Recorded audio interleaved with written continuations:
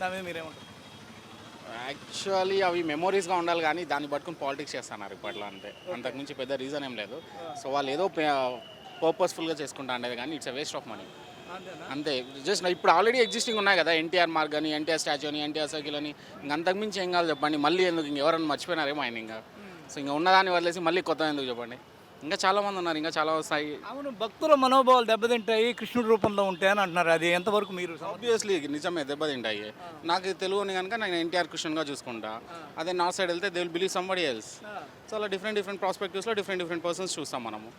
So literally that's Telugu రాష్ట్రాల వ్యాప్తంగా వస్తే ఎన్టీఆర్ వల్లే రామాయణం, మహాభారతం ఇలాంటి కథలు బయటకు వచ్చినాయి. ఆ పాత్రలు ఏంటో మనకు తెలిసింది. మరి అలాంటప్పుడు ఎందుకు దాన్ని మీరు అపోజ్ చేస్తారని అడుగుతారు. నేను ఇప్పుడు సపోజ్ ఇంజనీర్ అనుకుందాం నేను. సో నేను ఇంజనీరింగ్ చదివానని చెప్పి ఇంజనీరింగ్ నా వల్ల బయటకు వచ్చిందని నేను చెప్పుకోలేను కదా. So everybody has their own prospective. NTR నిజమా కాదా? పౌరాణిక పాత్రలకి వాల్యూ ఎన్టీఆర్ ఇప్పించాడా కదా? ఆబ్వియస్లీ ఎన్టీఆర్ ఇప్పించాడు, నేను ఒప్పుకుంటాను. కానీ అది ఆ prospective okay, that's done. But అలానే ఆయన లేకుంటే ఇంకొకరు రారని కాదు కదా మీనింగ్. 18 పాత్రలు కృష్ణుడి రూపంలో ఎవరు చేయాలి? ఆయన ఒకటే చేశారు. There might be not opportunity లేక చేయకపోవచ్చు. ఆపర్చునిటీ ఎన్టీఆర్ ఫస్ట్ టైము కృష్ణుడి వేషం వేసే ముందే ఎస్వి రంగారావుని, రాజనాల్ని ఇలాంటి చాలామందిని అడిగితే వాళ్ళెవళ్ళు ఫేస్ కట్లు కానీ అవి సూట్ కాలేదు అనేది ఆ దర్శకుల ఒపీనియన్. అంటే ఎన్టీఆర్ని ఇమాజిన్ చేసుకుంటాం మనసులో. కానీ అతనే ఇంట్రడ్యూస్ చేశాడు అంటే అతనికి ఛాన్సెస్ ఎక్కువ ఉన్నాయి, ప్రాబబిలిటీస్. సో అందువల్ల ఆయనకి తీసుకున్నాము. So he is a good character. So అలా తీసుకోవచ్చు. కానీ దాన్ని చేశాడని చెప్పి మనం we can't hype him as a this one. అభిమానాన్ని మీరు ఎందుకు అలా తప్పుగా అర్థం చేసుకుంటారు? అభిమానం నాకు కూడా ఉంది. సో అభిమానం వేరే, గాడ్ ప్రాస్పెక్టివ్ వేరే కదా. So both are different. So god prospective అంటే ఇంకా ఆయన చేసినవన్నీ ఈయన కూడా ఫాలో అప్ కావాలి. ఇప్పుడు మీరు ఏం చెప్తున్నారంటే రెండు వాదాలు కొట్టుకున్నాయి, బీఆర్ఎస్ బీజేపీ. బీజేపీ ఏమంటుందంటే ఇప్పుడు అన్నమయ్య ఉన్నాడు, ఆయన మనం చూడలేదు. నాగార్జునే మనం అనుకోవాలా? పాండురంగుడు ఉన్నాడు, ఆయన చూడలేదు మనం. బాలకృష్ణ పాండురంగుడా? ఇప్పుడు కృష్ణుడు చూడలేదు, ఎన్టీఆర్ఏ కృష్ణుడా అని బీజేపీ వాదించి కేసులు గీసులు వరకు వెళ్తుంది. ఇప్పుడు మీరు మాట్లాడే మాటను బట్టి కృష్ణుడుగా ఆయన వద్దు.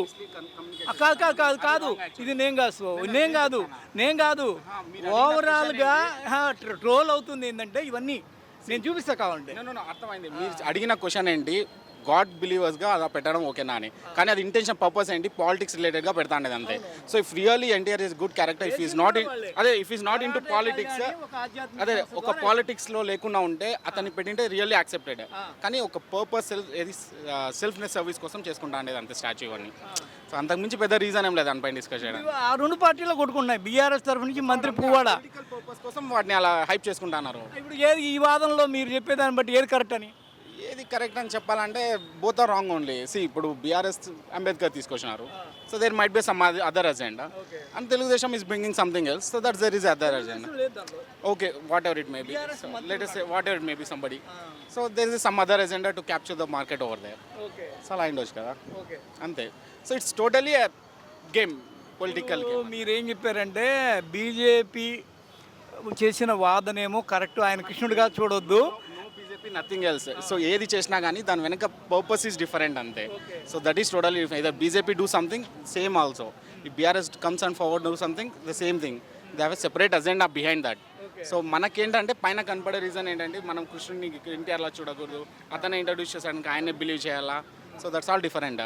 సో మన ఇళ్ళలో చూస్తే కృష్ణుని ఫోటో డిఫరెంట్గా ఉంటుంది. అలా అని చెప్పి మనం again can't bring NT Rama Rao గారు బొమ్మ తెచ్చి మన కృష్ణుడు దానికి కూడా గ్యారంటీ లేదు కదా. ఇప్పుడు రవివర్మ పొరపాటున ఒక కృష్ణుడు ఇట్టా ఉంటాడని వేసుంటాడు, ఆయన ఇమాజినేషన్ అది. మరి ఆయన ఇమాజినేషన్ మనం సపోర్ట్ చేసినట్టే కదా ఆ విగ్రహం, ఆ బొమ్మను కొలవడం అంటే. రవివర్మ గీసాడని మీకు ఎలా తెలుసు ఇంతకీ? సో అఫ్కోర్స్ ఆయన చాలా ఇలాంటి చారిత్రక పౌరాణిక పిక్చర్స్, ఇమేజెస్ ఇవన్నీ వేసాడు కాబట్టి. బట్ నేను ఎక్కడో చదివాను ఒక బుక్లో, సో దట్స్ టోటలీ డిఫరెంట్ అని. So he has some 7.5 feet of tall and heavy body. I mean Rama and everybody Krishna like. So ఆ క్యారెక్టర్స్ ఇమాజిన్ చేసుకుంటాను నేను ఎప్పుడైనా. సో అలాది ఒక్కో ప్రాస్పెక్టివ్ ఒక్కోటి. సో అలా different person. But political agendas అంతే ఇవన్నీ. వాళ్ళు స్టాచ్యూస్ పెట్టడం, గాడ్ బిలీవ్ అనేసి ఇవన్నీ పొలిటికల్గా అనే దాన్ని పక్కన పెడితే కృష్ణుడుగా ఎన్టీఆర్ని ఉంచడం కరెక్ట్ కాదని మీ opinion? Maybe right. Yes, my opinion is right. Okay. Hi friends, మా టుడే టుమారో యూట్యూబ్ ఛానల్ చూస్తున్నందుకు చాలా థ్యాంక్స్. మరిన్ని లేటెస్ట్ వీడియోస్ కోసం వెంటనే సబ్స్క్రైబ్ చేయండి. అలాగే ఈ బెల్ ని కూడా రింగ్ చేసేయండి.